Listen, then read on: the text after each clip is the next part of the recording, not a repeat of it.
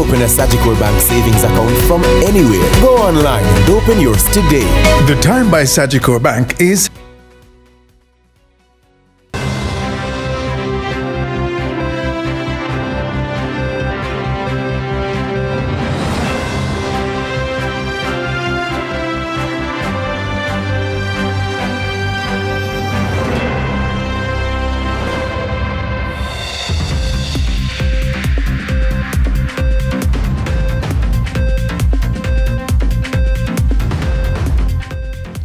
Tonight in CVM News, 20 years and 10 months, Julian Silvera sentenced.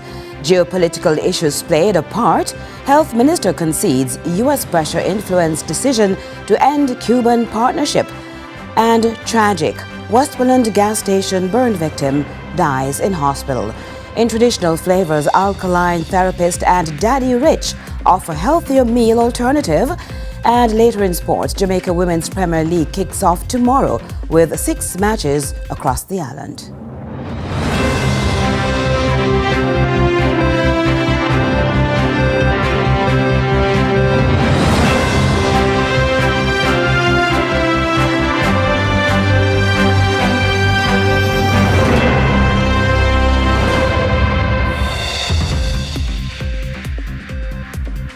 Hello from Kingston, Jamaica. This is CVM News at 7. It's Friday, March 6, 2026. I'm Caroline Brown. Thanks so much for joining us. And we begin with a matter which drew much attention. Former St. Mary Western Member of Parliament Julian Silvera has been sentenced for the killing of his wife Melissa in a case that has gripped the nation. The sentence was handed down in the Supreme Court by Chief Justice Brian Sykes. Our reporter Kevin Black was in court. 20 years and 10 months. That's the final verdict of the long-standing court case involving former PNP MP Julian Silvera. The former St. Mary Western Member of Parliament was sentenced to 20 years and 10 months in prison for the killing of his wife, Melissa Silvera. Silvera received 20 years for manslaughter and 20 years and 10 months for using a firearm to commit the offense. The sentences will run concurrently. The court also ordered that he must serve 13 years before becoming eligible for parole. Melissa Silvera was found dead at the couple's Stony Hill home in November 2023. Her death was initially believed to be from natural causes, but a post-mortem later revealed that she had been shot 3 times. Investigators later determined that bullets recovered from her body were fired from Silvera's licensed firearm. In delivering the sentence, Chief Justice Brian Sykes outlined the court's reasoning and emphasized the importance of the investigative process in bringing the matter before the court. So, on respect of count 1, sir, sentence is 20 years at a minimum. In terms of count 2, we are at 20 years, 10 months, and that's the time for count 2. September 29, 2023 is a significant date. It shows the value of proper processes. And it was the pathologist came along and said, what? No. We're going to deal with this differently now. It was her alertness.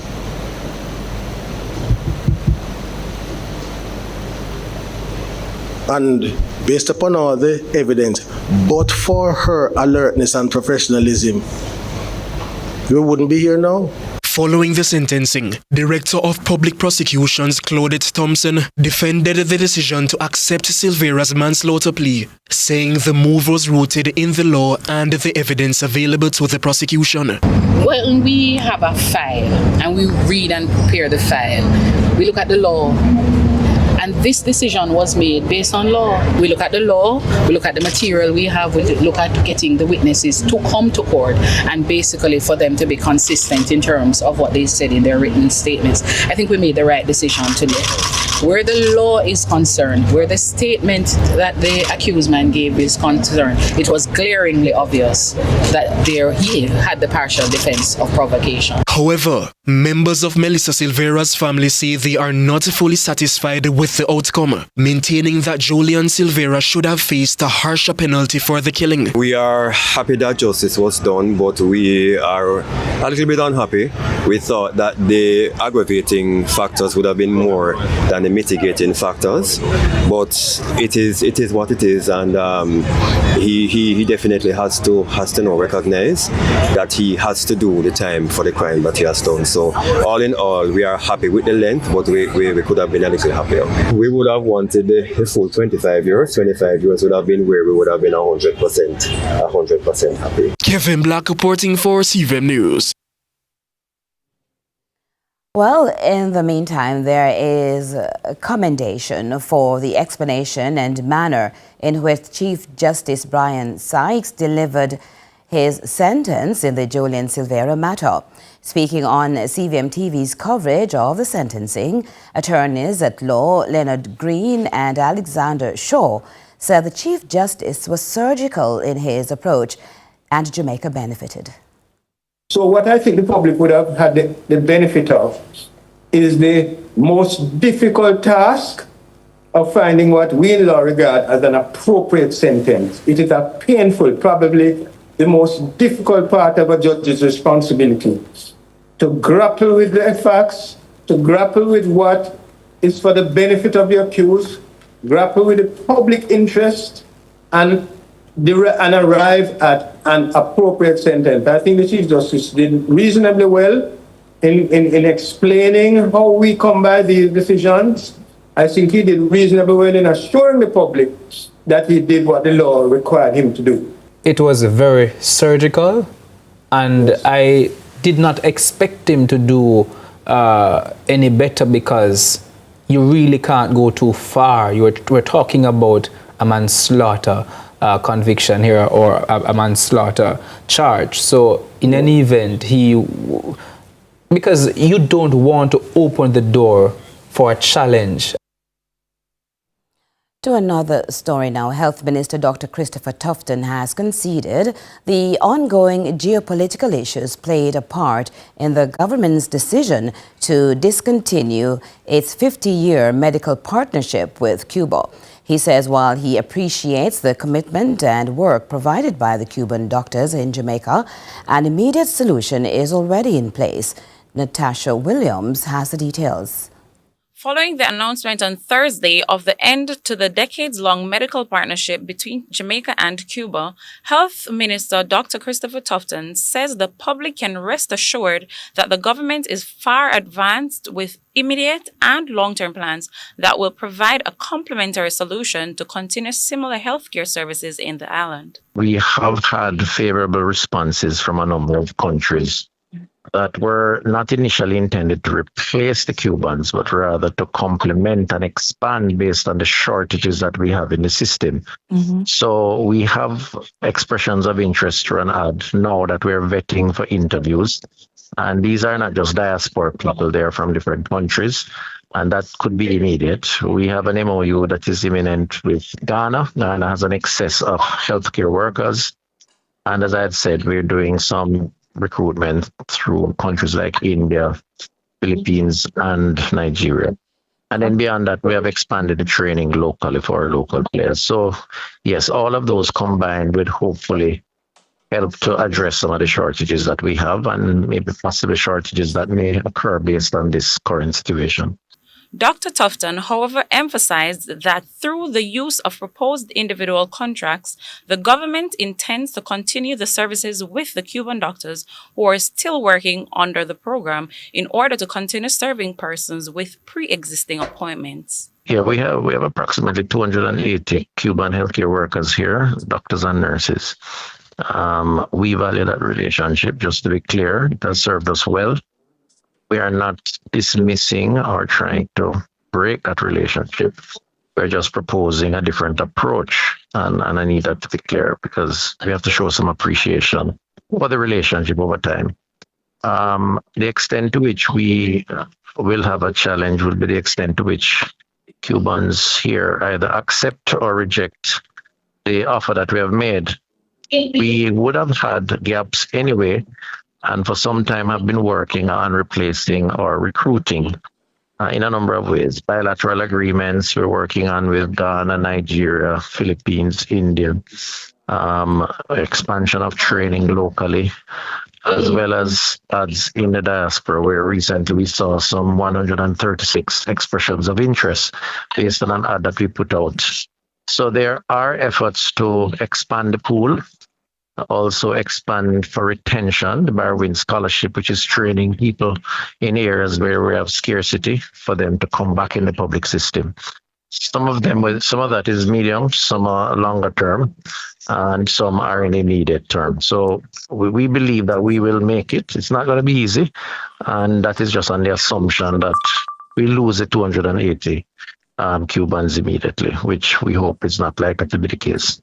Dr. Tufton admitted that geopolitical issues with the United States exerting pressure on Cuba played a part in the decision, but the final agreement was solely up to the Jamaican government as a sovereign country. Those decisions from time to time are going to be influenced by context, by the geopolitical issues, and the need for us to ensure also that we comply with our own internal rules and laws. So I don't think we can argue that it has been devoid of some of the geopolitical issues, but ultimately the decision is ours, and it has been driven more by what we think serves the interests of Jamaica than any directive around what we should or should not do.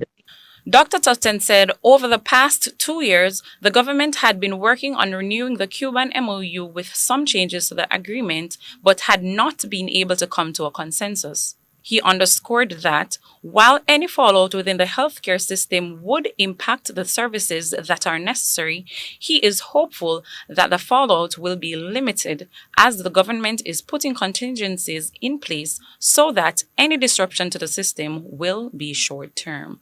Natasha Williams, CVM News. Do stay with us for more CVM News at 7 in just a moment.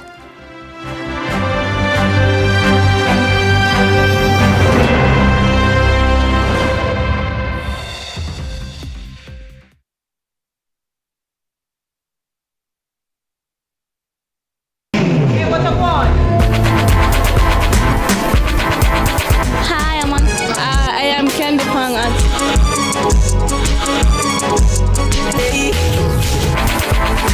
What a guan? What a guan? That a guan, pa. What a guan? What a guan? What a guan? Mondays, Wednesdays, and Fridays at 8 a.m., 1:30 p.m., and 10 p.m. on CVM TV. That's a guan, pa. What a guan? Tune in to Lead Story. Weekdays at 6 p.m. Hosted by Jody Ann Quarry. Brought to you by Horizon, a new loan product from Access Financial Services. You see me? Me love my food and my ketchup run the flavor in so many ways. Miss Thomas, I want to turn up your food, sir. My secret ingredients, Charles tomato ketchup, run the... Charles ketchup, run the flavor. Richer, thicker, and more affordable. Chicken boss, what run the flavor? Charles tomato ketchup. Charles tomato ketchup. Run the flavor, richer, thicker, and more affordable.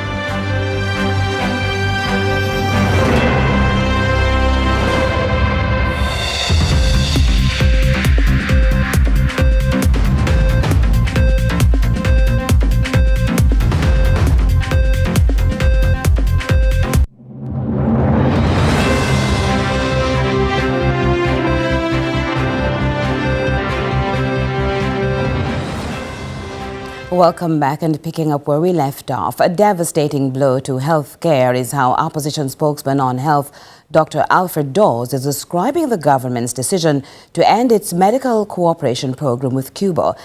Here's more from Carla Ramdeen.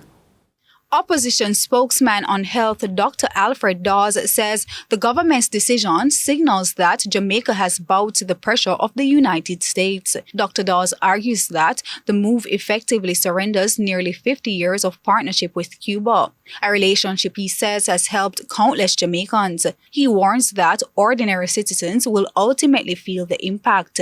The unfortunate thing is that we cannot do without the Cubans at this point in time. Their level of expertise and the fact that they are deployed in underserved areas and they are in highly specialized areas, and we have to point out the Cuban eye care program that does maybe about 3 to 4 times the number of cataract surgeries than KPH that we can do here in Jamaica. So we are going to be left with a lot of persons suffering from eye conditions, and the biomedical department that normally fixes and maintains our equipment, they're gone as well. And we know that we have an issue with equipment maintenance and functionality here in Jamaica. So Dr. Dawes says the end of the program was not entirely unexpected. He notes the program had been gradually winding down as Cuban medical professionals whose contracts expired left the island and were not replaced. So there have been less and less Cubans working. So this is really no surprise.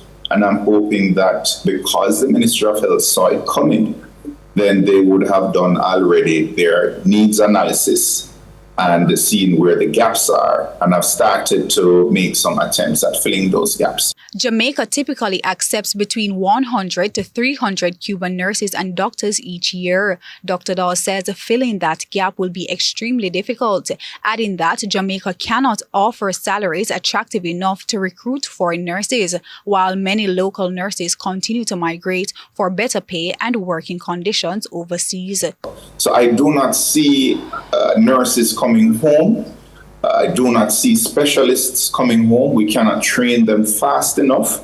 And then you have to look at the social aspects of having persons living in the underserved areas. The Cubans, they'll come and go to the rural clinics, the underserved hospitals. I can tell you at Savannah Hospital, we were highly dependent on the Cubans because not many Jamaicans wanted to stay there because of the issues with schooling and amenities and so forth. So the Cubans fill a gap that Jamaicans will not want to fill, and we're going to find it very difficult to fill that gap. Carla Ramdeen, CVM News. And Cuba has expressed regret over Jamaica's decision to end the long-standing health cooperation agreement made up between both countries. In a statement, Cuba's Ministry of Foreign Affairs says the decision was communicated on March 4 by Jamaica's Ministry of Foreign Affairs to the Cuban embassy in Kingston. Cuba further states Jamaica's action represents a concession to pressure from the United States government, which, according to Cuba, does not prioritize the health needs of Caribbean peoples. Cuba says the decision will lead to the withdrawal of its medical brigade currently working in Jamaica.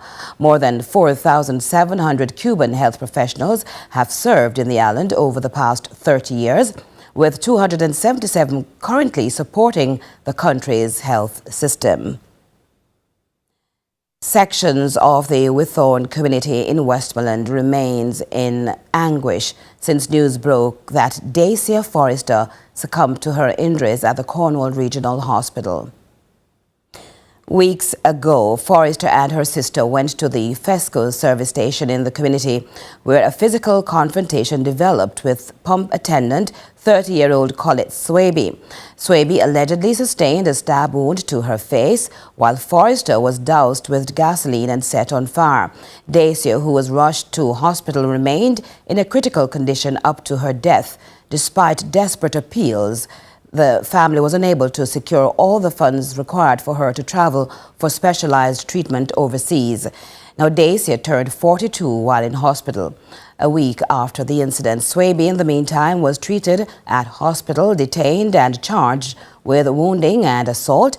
She was later released on a $350,000 bail when she appeared before the Whithorn Parish Court last Thursday, a day after the other Forrester sister was also released from a holding area without being charged. However, CVM News understands she was later charged with assault occasioning bodily harm. Still in Westmoreland, a 45-year-old businessman was found dead inside his motor vehicle along a section of the Belmont Main Road. He was clutching his licensed firearm. Here's more from Akeem Oret. He was a good man. He was a gentleman. That's how the Westmoreland Councillor of the Cornwall Mountain Division, Abigail Malcolm, described 45-year-old Craig Chong. He was found covered in blood along Belmont Main Road in the parish with what appeared to be a gunshot wound to his upper body. Prior to the discovery, residents in the Belmont community reportedly heard loud explosions followed by Chong's vehicle crashing into a wall. Checks were made and he was discovered inside with his licensed firearm in his right hand. The councillor recounts her last conversation Thursday evening with Chong just before the incident. Knowing the Craig, he was always chirpy and upbeat and happy. We had a good conversation and I said, let me call you back because I'm heading into the gym. And I never get the chance to call him back. But while calling his phone this morning, it rang without an answer way before I heard of the news. And he's the person, when you call him, as the phone ring, he'll call you back to say, oh, Abs, I missed a call. But when that call didn't come in and then I got the phone call to see if I hear what happened, it was really a hard one, a real hard one, trust me. Great individual. Chong operated the Blue Mar Hardware at Dunbar River and Great George's Street in Savlamar. The councillor notes the community has lost one of what she calls a great businessman. It's a hard one for us. And I must say, Craig was a good man. He was a true gentleman. I mean, he would go beyond and above for us. He was always present no matter what we were having, and I can go back as far as February 27 when he had a groundbreaking ceremony for a property they had just purchased. And I remember he sent a voice note inviting me and said, Abby, make sure you turn up. And you know, he never tell you no. If he can't, he will say to you, just give me some time. And the parish have lost a true man, a true businessman. Investigators told CVM News they are trying to determine the circumstances surrounding Chong's death. Reporting for CVM News, I'm Akeem Oret. Fire on a Jamaica Urban Transit Company JUTC bus created major traffic disruptions along Lady Musgrave Road in St. Andrew Friday morning. The number 83 bus, which operates between downtown Kingston and Halfway Tree, was destroyed by the fire. Corporate Communications Manager at the JUTC, Chantal Thompson, told CVM News the cause of the blaze has not been confirmed. According to the JUTC, the bus operator reportedly observed flames coming from the engine compartment while the vehicle was in operation. He immediately attempted to extinguish the blaze but was unsuccessful. The Jamaica Fire Brigade was alerted through the police emergency system and responded to the scene. Approximately 40 passengers were reportedly on board at the time of the incident, and everyone managed to disembark before the bus was fully engulfed in flames. Authorities say there are reports of a possible third-party property damage, which will be assessed and as investigations continue. The burnt-out vehicle remained on the road for hours after the incident, causing significant traffic congestion. Police on the scene diverted motorists to other routes. The matter is now under investigation by the Jamaica Constabulary Force, the Jamaica Fire Brigade, as well as the JUTC Accident Department. A team from the KSAMC Poor Relief Department took an elderly homeless man to one of its shelters after he was attacked by another man of unsound mind. Unfortunately, the accused is allegedly not a first-time offender, and the elderly man is not a first-time victim. The KSAMC stepped in once again. Here's more from Crystal Williams. 60-year-old Alvaro is homeless and sleeps on the street sometimes. Last week, while taking a nap in central Kingston, he was attacked by a man said to be a deportee. The man come with a big stone. I gaze me, you know. And so me know, and then I get up and look at him and say, brother, what me do? Man not even answer me, man start swing some board and lick me all about. His attacker is believed to be of unsound mind. This is not the first time Alvaro has been attacked by a person with mental health issues. The girl has come up to me. She's of unsound mind? Yeah. Tell me what happened. She just come up to me. That time my brother just dead. So yeah, one of them I talk about my brother now. Boom. Where she stab you? And I'm in Right, that's she stab you? Yeah. Show me. Just like this madman. Yeah. Just walk up to me and stab me in my heart. And a machine will go on. When that happened? Last year. Alvaro recalls that this is not the first time this particular attacker has attacked homeless people. He says he has also witnessed other elderly persons being attacked. Luckily for Alvaro, the police rescued him before he suffered further injuries. He was rushed to hospital, where he was treated and released to the Poor Relief Department of the Kingston and St. Andrew Municipal Corporation. The corporation's Inspector of the Poor, Donaghy Brady, is once again appealing to the public to treat homeless persons like human brothers and sisters. We ask that you refer them to come to 65 Hanover Street because it would be best for them to come there to sleep, whether they're sleeping on a cot or on a bed. It's a safer environment because we have 24-hour security for them. There has been situations in the past wherein persons attack and hurt our homeless brothers and sisters, and we continue to appeal to the public and ask that individuals realize that homeless individuals, they are human beings. They have feelings just like me and you. Crystal Williams reporting for CVM News. The Jamaica Red Cross has donated over $55 million worth of emergency hurricane supplies and equipment to the Western Regional Health Authority. Speaking at the handing over ceremony earlier this week, State Minister in the Ministry of Health, Crystal Lee, says the donation will help improve health service delivery following the challenges brought on by Melissa. For a target now is to rehabilitate 101 health centers.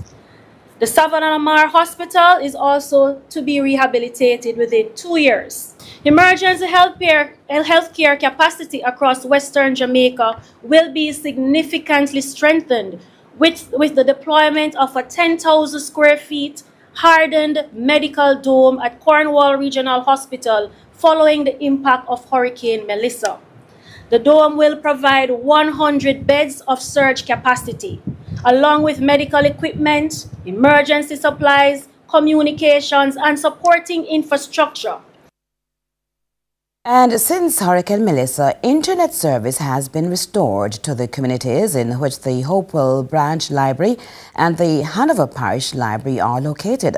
However, due to the extensive damage to the technical infrastructure, both facilities remain without connectivity. Crystal Williams tells us more. The Hopewell Branch Library and the Hanover Parish Library are among the numerous libraries affected by Hurricane Melissa. Communications Manager at Jamaica Library Services, Royan Green, says the lack of internet reported at these facilities has caused inconvenience to both students who use it for homework and senior citizens. One thing we can report is that Hanover Parish Library will benefit from connectivity due to a Starlink donation from our partners, eLearning Jamaica. So that should be coming on stream quite soon. He says the infrastructure damage to the Hopewell Library is waiting to be addressed by external partners, as he shares what takes its place in the meantime. Until then, our team of librarians in the field will find innovative ways of serving the information need nonetheless. They always find ingenious ways to support the information needs, whether it's through hotspotting or books or Wi-Fi modems. The Jamaica Library Services Communications Manager also addressed the timeline for internet service reconnection. I couldn't offer a timeline just now, but I know that our IT division is working assiduously to activate them. The Starlink devices are at the various locations that e-learning donated to. So in terms of subscriptions and so forth, we're working on that. Crystal Williams reporting for CVM News. We'll be right back. Stay with us.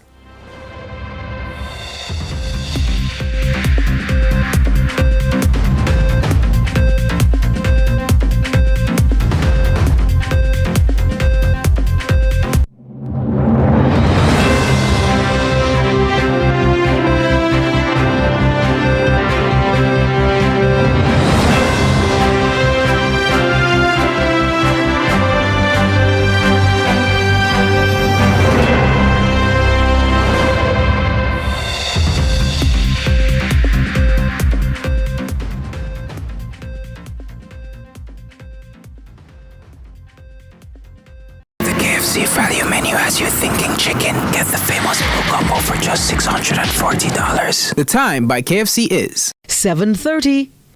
Tune in to Lead Story. Weekdays at 6 p.m.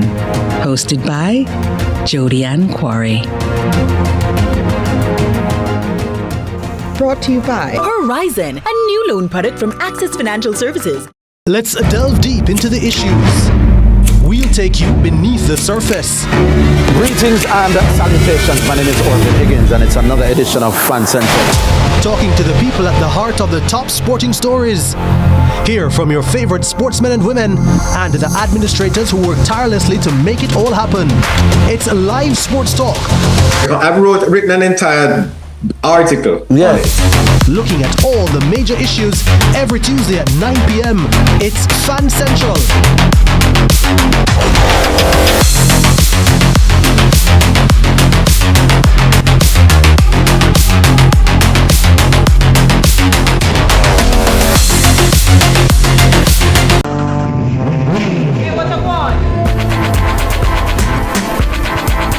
Hi, I am Candy Pang at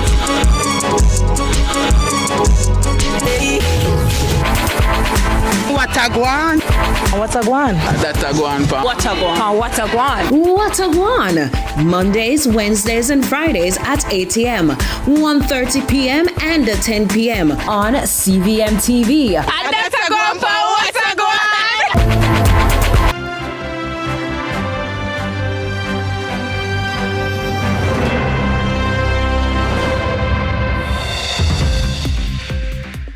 Thanks so much for staying with us. Now, approximately a year ago, the buzz at a small cook shop at the entrance of Froton Way in Portsmouth, St. Catherine, stopped for personal reasons.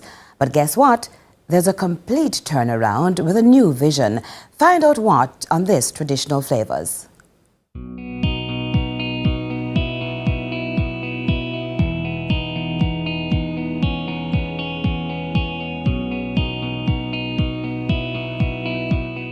Since March 2025, this shutter at Daddy Rich Vegan and Vegetarian Dishes was closed. But look at him now, bouncing with extra strides. The spot is now back in business with a new team leader, Waymond Doc Farquharson, an alkaline therapist. The old-timer chef, born Gladwin Ritchie, is excited about his journey. From about 20 years, I started cook, right here, so, used to cook ital stew with ackee and veggie chunks. Step up the thing. Yes, so we're stepping up the thing now to a more healthier type of eating. What we're actually doing is alkaline food, electric food. No blood, no starch, right? So we, this diet is traditionally with wild foods or foods that are found in the wild originally, right? So if you remember as a kid growing up, we had chocho in the bush where, you not even really have to plant the chocho vine. From time to time you will find say a chocho just drop somewhere, or somebody set it there and it just grow for generations and generations in the bush. So these kind of foods are what we call traditionally alkaline foods or mucusless foods. These foods is what is made by the Creator, made by God, right? So that is the kind of diet that we are embarking on. Doc, a student of the late self-educated herbalist, pathologist, and holistic healer, Alfredo Darrington Bowman, Dr. Sebi, 20 years on, still represents his mentor. He told me that the only way for a human to avoid being ill from eating is unless he eats what is called alkaline foods. Well, no, this is the foods. That little part of it that we normally take, turn it over there. Yeah, the heart. We normally cut it out. Why don't cut it out? Because this is a part of the nutrition, you see. Even with certain fruits, when you check, what's the fruit called? Apricot. When they throw it to that's how they know that the seed is the powerful part, you know. When they throw it to the ape in the cage, in the zoo, the zookeeper noticed that he break the apricot, throw away the flesh, and break the seed and eat what was in the middle. So because of that, this can eat. Don't take it out. No. So grandma, them, if you notice, they used to even cook this in the skin. You understand? Because there is nutrition in the skin, right? So you have that boil out in the thing. You know, it's just like the new thing nowadays. Everybody say, oh, the watermelon skin part, you know, right under the skin there. Instead of throwing away that white part of the melon, everybody wanted to eat. And so the infusion of knowledge and unity is a new vibe at The Root, the very St. Catherine location where these men met years ago. Me and the brethren Richie, we started off cooking traditional Rasta food, right? But because, you know, one thing in the universe that is constant is change. So we're talking about the diet. What is it we're cooking? So we're actually going to make a mushroom stew. So instead of you cooking meat in the household, continue to feast on the colors of these fresh veggies bought right here in Jamaica, paired with enough information, plus a refreshing natural drink next time on Traditional Flavors.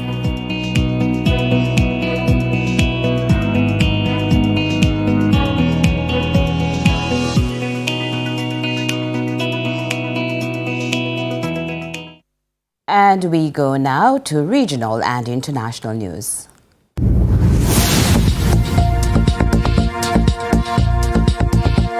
We begin with regional news. St. Lucians now require a visitor's visa to enter the United Kingdom, bringing an end to decades of seamless visa-free travel between the two countries. DBS TV tells us more. I will also impose visit visas on Nicaragua and St. Lucia, as their visa-free entry has created a backdoor into this country. I introduce all of these measures in an attempt to bring our systems of legal migration and asylum into line with this party's values, upholding our international responsibilities while securing our own borders. Further afield, British police have arrested 4 men on suspicion of spying and 6 more on suspicion of aiding a suspect. Searches are underway at properties in and around London. Al Jazeera has the details. This operation is a long-term, pre-planned operation. It's not in relation to those strikes by US and Israel that we saw on Saturday or the resulting escalation in the Middle East, but it does speak to increasing concerns in Britain and in the rest of Europe that instability could then translate into a security risk on home turf. And that's definitely something that British Prime Minister Keir Starmer touched upon in his speech on Thursday evening. Meanwhile, the US and Venezuela have agreed to re-establish diplomatic and consular relations.